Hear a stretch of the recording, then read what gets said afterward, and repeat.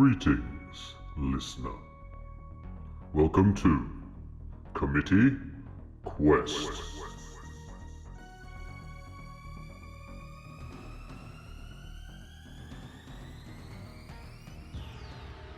Hello. Today's episode, we're going to be looking at some secrets that our player characters have. The reason why I want to do this is because it is through the storytelling that we learn most about our characters. And as a DM, I get insight into the whole world. Players talk to me individually, and they ask me about things, they want to know what they can do with something, and I can share that with whoever I want, but usually I share it with no one. These things are what make it personalised and individualised for each player. It's what keeps the players coming back to the table. Now, as a listener, you don't always get to know what's going on inside my mind, and you definitely don't always get to know what's going on inside the players' minds. I'm hoping that through this, you get a little bit more of an insight into what's going on with our players. Why, as a DM, I'm making players do things that seem a little irrational or unfair. So, I hope you enjoy. Hello, Ben. Hey there, Stuart. You are our first secret giver. I am. And we are going to learn a secret about Lyle that only you and I and NPC Hayley and everybody who's listening, or that one guy that's listening. Okay? Not the world's greatest secret then, is it? But No, only you and the rest of the English-speaking world will know about it. yeah. So, what is the secret that you have for Lyle? Okay, well, Lyle Crufferton, as he was introduced and as the other players know him, that's not actually his real name. So his real house name is Osgood, and they are a prominent merchant family down in Crows Bay. They've recently gained a near monopoly of the markets down there following the strange demise of several other merchants. So they're pretty much uncontested at this point. So Lyle often suspected a bit of foul play going on his relatives getting up to no good and having a pretty big hand in the demise of the other families down there. And eventually that was proven to him when he witnessed the murder of his older sister at his brother's hands. She threatened to speak out about the foul deeds that were going on that she'd uncovered. And so Lyle was obviously mortified by this, and his brother knew that he'd seen it. So Lyle has actually fled from Crows Bay and from his family, taking on a new name, and I guess in his own little way, creating a different disguise, a different look for himself, and certainly hiding that birthmark that he has on his hand. I see. So fleeing to the north, he was told by a friend of his in the Bards Guild. He'd heard tales about what was going on with the Adventurers Committee. So he thought that's, at the time, in a panic, that's the only thing he could think of. He got aboard a boat and also has sort of hiked his way up the coast all the way to the north, to basically go into hiding of sorts, to just get away. And this is the only way he sort of knew at the time. Okay. Has he denounced his family? Like, has he said he doesn't want anything to do with them? Well, he knows that he should do something about it, because this is his sister, and he still loved his family to an extent, even knowing what they're up to. But he knows there's an injustice. He knows that his family is up to no good and probably involved with a number of crime syndicates or stuff going on around in Crows Bay, which I think is well known for its shadiness. So he knows he should do something about it. He knows for his sister's sake in particular that he should go back and deal with it somehow. But at the moment he's too afraid. Yeah. Also, his brother, he knows that his brother saw him. He knows that he was a witness to the murder, so he suspects that he's being followed and likely pursued to be silenced as well. Okay. This is going to work well. So I've come up with some crime organisations in Crows Bay and in Larkshire and throughout all of Amarin.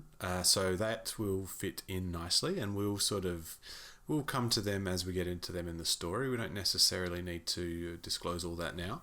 Yep. But that is excellent. So that gives an element of mystery about the character that also allows for some interesting role-playing aspects. Yeah, and it's also, well, for me, it kind of was a bit of a motivator for why, for a lot of his actions that are going to hopefully play out in the game. So the reason why he takes action in certain situations, and I spoke about the sort of that guilt that he might feel about something in the introduction episode. So yeah, that's where that stems from. Okay, excellent. Is there anything else you want to add for that one? No, I think that's pretty much it. All right, awesome. Look forward to playing Ben. Thank you very much, mate. I look forward to it too. Thank you. Okay. Hello, James. James is going to be giving us the secret for Rune Von Trapp now. James, I'll turn over to you. What secret do you want to share with us today? Yes, well, as can I speak conspiratorially for this bit? I think you have to, yeah. I'm looking side to side to see. All right. So I am a warlock, and one of the things that is part of warlocks in D&D is that you can have an otherworldly patron. Am I saying that right? You are. That's what it is. And so I do have that. I have a pact with an otherworldly patron, the Fae. I believe that she has a longer, more elegant title, the ruler of the gloaming court, I believe.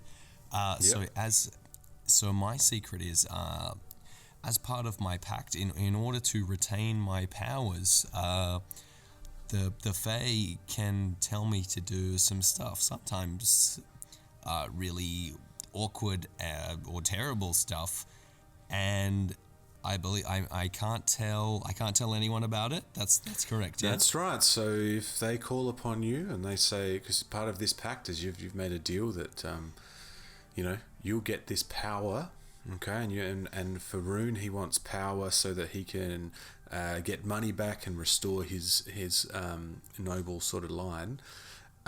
You get this power to help you with that, but there's a deal you got to do. Every now and then you get called upon, and depending on who you've made a deal with, sort of changes what sort of things they might ask you to do. And considering you're with a Fae, an Archfey, the Fae really can just be kind of jerks sometimes. So it's kind of, I'm just thinking about it. It's kind of like having the equivalent of the old stories where you've got a devil on your shoulder. And just telling me to do stuff, and I don't necessarily have an angel on the other side, I guess. I mean, I'm not an evil character per se. I'm a chaotic neutral character, but having a demon on your shoulder, or that can speak to me from would be another dimension. 100%. And it could be at any time. They might appear to you in their full form. They might just come to you in dreams. They might just put a suggestion into your mind, and it really could be anything. And quite often, they're going to tell you that no one's allowed to know why, and don't speak about me. So this little secret might be giving off the. It might give off the appearance to your party that you're strange, or you might then need to convince them to do something really, really outrageous and or over the top. I feel like I said earlier that Rune is a very charismatic type character and pushes for that so that he can use this to advantage. But I think this kind of stuff is probably going to stretch that charisma to its limit. Yeah, for sure. Especially, if you're doing something that's either illegal or it's morally not cool. Yeah, or just at a bad time. It might be at a critical moment when you get a message in your mind telling you to do something that is just not going to help the situation in any way, shape, or form. I can't screen calls for my otherworldly patron. No, you can't. You gotta it pick could. I mean, the you can say no. It's just that you might lose your power, or you will more than likely lose your powers. Which really, in all honesty, that could make for some really cool RP if you decide that I'm not doing that and you lose your powers and you become a normal person, and then you need to find another otherworldly patron.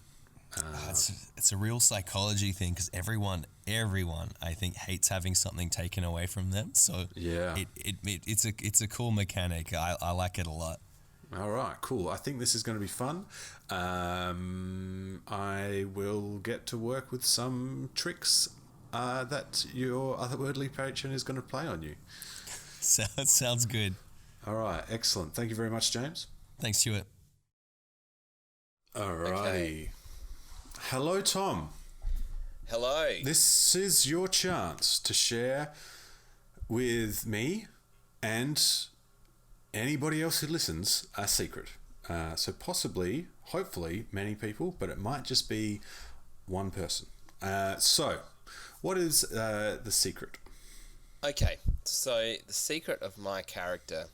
Now, mountain dwarves are, as you may or may not know, are well known for their stone cunning a bit, and that is their ability to history check the origin of stonework. That's of course what that means, and my character is no exception. However, he is haunted by a stone cunning failure, which contributed to the loss of his old squad. Therefore, though he still has and uses this ability a lot, it occasionally can cause him great anxiety to do it.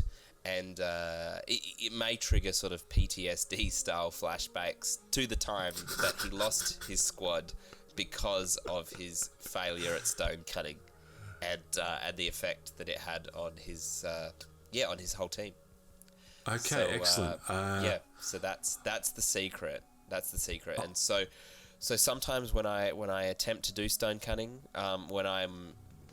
as the show goes on, you know, strange things may happen, and maybe my character may suddenly be a liability to the team, and it may be unexpected. Okay, then. I think this is cool, and I think that we can probably put a mechanic with this as well. So I think I'll probably do the rolling, so that I'm not asking you to do a roll. Okay. But I'll probably do like a D100 roll, and there'll be a 10% chance that you have some sort of reaction.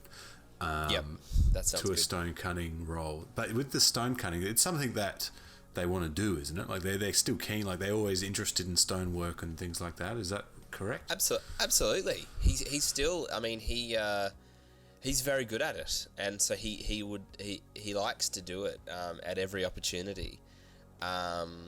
It's just he almost forgets the stress that it can put him under from time to time. It's a bit unexpected, but he loves doing it, and it is his skill, and and my character does like to really show off things that he's good at, and that is a bit of a trait. He likes to be the guy, and which is why sometimes he says things that he doesn't fully understand himself to try and sound smart. And he's not as smart as he thinks he is. And it sort of kind of plays into that a little bit. He can't help himself, really, even if it's risky.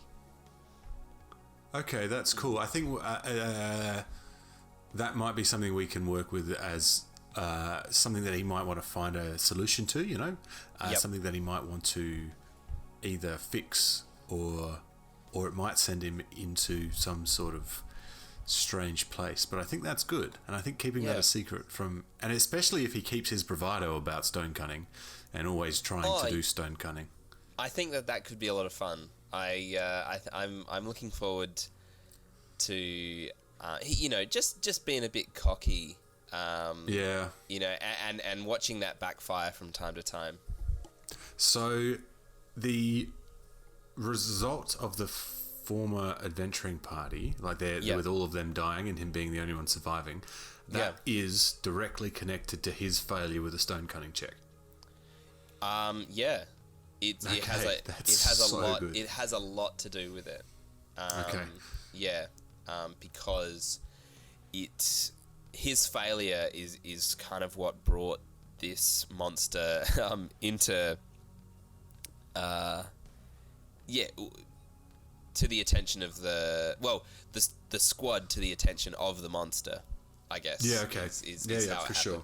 Yeah. All right, that's cool. I reckon I know that I will be using that a lot. All right, that Fantastic. is good. Thank you very much, Tom. Look forward to failing some stone cutting checks with you.